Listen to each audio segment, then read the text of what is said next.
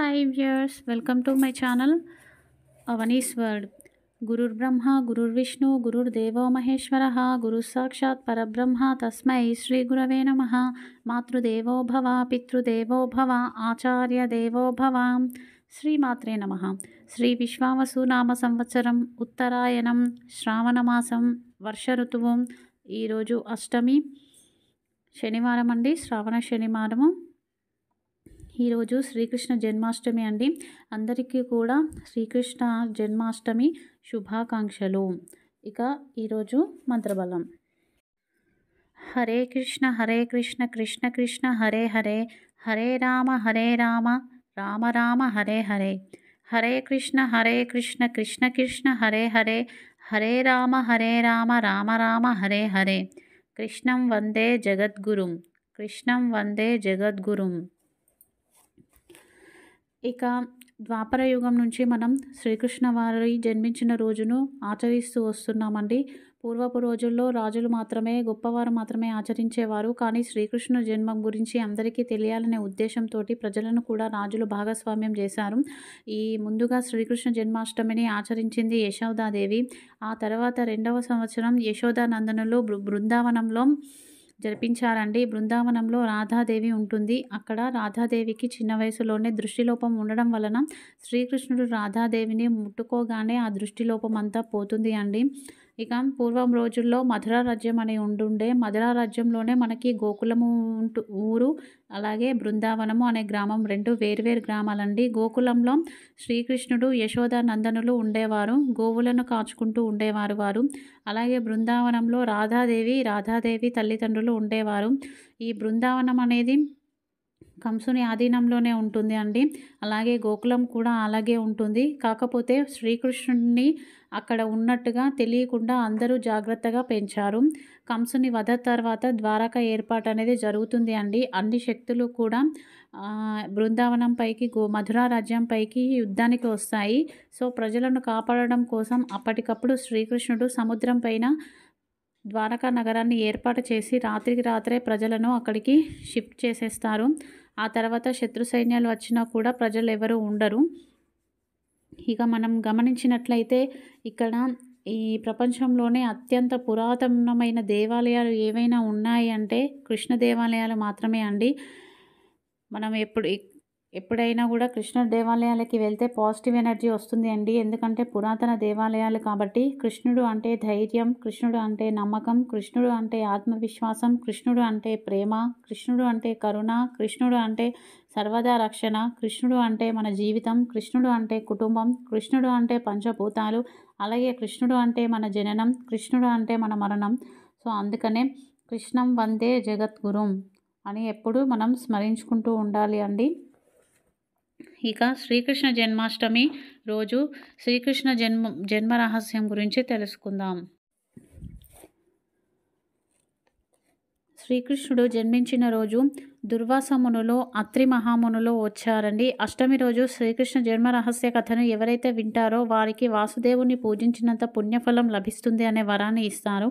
దానికి శ్రీకృష్ణుడు కూడా తథాస్తు అంటారు. సో అందరూ ఈ కథను భక్తి శ్రద్ధలతో వినండి. కంసుడు చాలా గొప్పవాడండి. బ్రహ్మతోని వరం పొందినవాడు, దయామయుడు, గొప్ప యువరాజు. తన చెల్లెలు దేవకికి పైన విపరీతమైన ప్రేమాభిమానాలు ఉండేవండి. అప్పటి వరకు కంసుడు చాలా బాగా ఉంటుండేవాడు. అయితే వసుదేవునికి చాలా భార్యలు ఉండేవారు. దేవకికి వసుదేవుడు పైన ప్రేమ కలుగుతుంది. తననే పెళ్లి చేసుకుంటాను అంటే కంసుడు ఎందుకమ్మా, అతనికి చాలా భార్యలు ఉన్నారు, వేరే వాళ్ళని ఇచ్చి చేస్తాను అంటే దేవకి వినదు, వసుదేవుని కావాలంటుంది. అప్పుడు వసుదేవునికి ఇచ్చి వివాహం చేస్తారు. కంసుడే స్వయంగా బంగారు రథాన్ని నిర్మించి రథసారథిగా తను రథాన్ని నడుపుతూ వెనకాల వసుదేవుణ్ణి దేవకిని కూర్చొని అత్తవారింట్లో దింపడానికి వెళ్తుండగా సడన్గా ఆకాశవాణి అనేది ప్రత్యక్షమవుతుంది అండి. కంసుడు సిద్ధపురుషుడు. అతడు కర్మయక్షిణి అనే తంత్రాన్ని సాధించడం వలన అతనికి భవిష్యత్తులో అతనికి ఏదైనా అపాయం జరిగితే అది ముందే తెలుస్తుంది. ఆ ఆకాశవాణి కంస, దేవకి, పశునందనులకు పుట్టే 8వ సంతానం ద్వారా నీకు మరణగండం ఉంది అని చెప్తుంది. అలా చెప్పడంతో కంసుడు వెంటనే ఖడ్గాన్ని తీసుకొని ఆ వసుదేవుణ్ణి చంపడానికి వెళ్తాడు. అప్పుడు దేవకి, అన్నా నా భర్తను చంపకు, నువ్వు నాకు వరం ఇచ్చావు, ఆ వరాన్ని ఇప్పుడు నిలబెట్టుకో, నా భర్తను వదిలేయ్ అని అడుగుతుంది. అలాగే కంసుడు వదిలేస్తాడు. కానీ దేవకిని చంపుదామని ఖడ్గం తీయగానే వసుదేవుడు, నా భార్యని ఏమీ చేయకండి, కావాలంటే మాకు పుట్టిన సంతానాన్ని మీకే ఇచ్చేస్తామని చెప్పగానే ఇద్దరిని తీసుకెళ్లి కారాగృహంలో వేస్తాడు కంసుడు. అలా 1, 2, 3 ఇట్లా పుడుతూనే ఉంటారు ఆడవాళ్ళు, మగవాళ్ళు. ఏ సంతానం పుట్టినా కూడా అందరినీ కంసుడు పుట్టగానే చంపేస్తూ ఉంటాడు. ఇక 7వ సంతానం గర్భంలో పడగానే దేవకీ మాత చనిపోవడానికి డిసైడ్ అయిపోతుందనమాట. అందరినీ చంపేస్తున్నాడు నా సోదరుడు, ఇక నేనే బ్రతకను అని చెప్పేసి. అప్పుడు విష్ణుమాయ ఏర్పడి ఏం కాదు అని చెప్పేసి ఆ గర్భాన్ని అక్కడి నుంచి వాసుదేవునికి ఇంకా భార్యలు ఉన్నారు కదండి, ఇంకో భార్యకు ట్రాన్స్ఫర్ చేస్తారు ఆ గర్భాన్ని విష్ణుమాయ చేత. అప్పుడు ఆ ఇంకో భార్య నా భర్త వాసుదేవుడు కారాగారంలో ఉన్నాడు, ఇప్పుడు నేను గర్భవతినని తెలిస్తే ఈ సమాజం ఏమంటుందని భయపడుతూ ఉండగా మునులు ఋషులు అందరూ కూడా ఆమెను వేరే దగ్గరికి తీసుకెళ్ళి కాపాడతారు. అప్పుడు బలరాముల వారు మిగతా వారు జన్మిస్తారు. ఆ తర్వాత అది 7వ సంతానం అయ్యాక 8వ సంతానం గర్భంలో పడుతుంది. అయితే వీరు 7వ సంతానం గర్భస్రావం అయిందని చెప్తారు. సరే అని అందరూ నమ్ముతారు. ఇక 8వ సంతానం గర్భంలో పడడంతోనే కంసుడు 7వ సంతానమే అని భావిస్తాడు. ఇక అలా 8వ సంతానంగా శ్రీకృష్ణుల వారు జన్మిస్తారు. అదే సమయంలో యశోదామాత అక్కడ స్త్రీకి జన్మనిస్తుంది. ఇక ఇక్కడ దేవకికి కృష్ణుల వారు జన్మించగానే విష్ణుమాయ చేత వసుదేవుడు కృష్ణుణ్ణి బుట్టలో పెట్టుకొని బయటకి తీసుకెళ్ళి యశోద దగ్గర వదిలిపెట్టి వస్తాడు.